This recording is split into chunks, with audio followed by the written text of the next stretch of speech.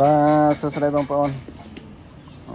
សម្រាប់បងប្អូនដែលមានប្រភេទចំពាមនេះហើយក្បាលចំពាម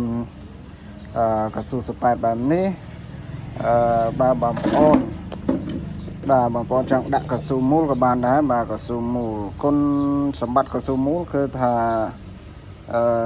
វាជាប់ជាងតែតាមប្រភេទកស៊ូដែរណាអានេះកស៊ូដែលខ្ញុំបង្ហាញអានេះប្រភេទកស៊ូនេះຂະຫນາດវា20 25នេះ25នេះខ្ញុំផ្លេចដែរប្រភេទនេះក្រាស់បាទក្រាស់នេះក្រាស់នោះប្រើបានយូរគឺចង់និយាយថាបើយើងប្រើកស៊ូសប៉ែតនេះដាច់អស់10អានេះអត់ទាន់ដាច់មួយនេះប្រភេទនេះយើងប្រើនេះអត់ទាន់ដាច់មួយហើយសម្រាប់បងប្អូនដែលមានក្បាលចំពាមសប៉ែតចឹងស្រាប់បាទពេលចំពាមវិញបើបងប្អូនចង់ដាក់កស៊ូមូលនេះក៏បានដែរបងប្អូនបាញ់នៃបងប្អូនយកប្រភេទខ្សែសប៉ែតដែលបងប្អូនយកទៅប្រើនេះបងប្អូនបាញ់ទៅវាដាច់កស៊ូនេះបងប្អូនកុំអាចចោលស្បែកវាទុកស្បែកវាយកស្បែកមកកែដាក់កស៊ូមូលបានបងប្អូននេះស្បែកណាកស៊ូមូលយើងយកមកយើងសោកចូលប្រឡោះនេះមកបើយើងចងក្បួចនេះចេះមកបាទហើយចំណែកសម្រាប់ផ្ដាប់ដាក់គៀបជាមួយនឹងចំពាមមុខបងប្អូនដាក់ស្បែកនេះដែរស្បែកនេះយកមកសោកវាចឹងមកបងប្អូនចងបែបនេះមកបងប្អូនអាចយកមកគៀបចឹងណាបាទគៀបស្បែកវាស្រួលប្រើហើយជាប់បានយូរហើយកស៊ូ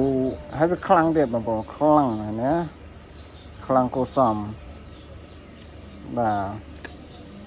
និយាយរំខ្លាំងទាំងសប៉ែតប្រភេទកស៊ូសប៉ែតដែលគេដាក់ជាប់កស៊ូសប៉ែតស៊ីនរបស់វាដែលភ្ជាប់ជាមួយយើងទិញហ្នឹងណាខ្លាំងជាងបាញ់អត់សូវលឺអាលាស់លឺផ្លាប់ទេអាហ្នឹងលឺតិចអាលាស់លឺតិចតែកាលយើងបាញ់ខុសអី2 3អត់តាន់ផ្អើលទេបងដាក់ចងអញ្ចឹងគៀបអញ្ចឹងបងប្អូនឃើញណាអានេះគៀបអញ្ចឹងមកចឹងបងប្អូនដាក់បាញ់បានហើយដាក់ចូលក្រោម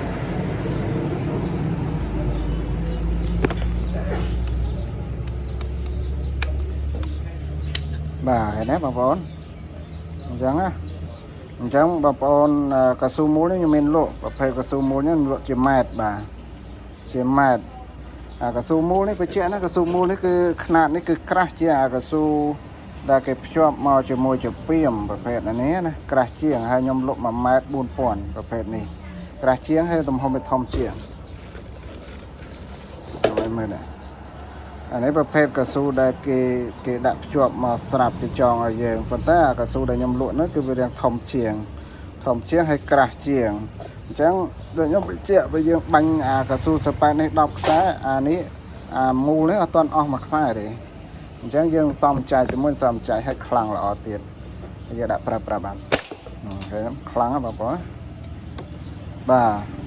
អរគុណបងប្អូន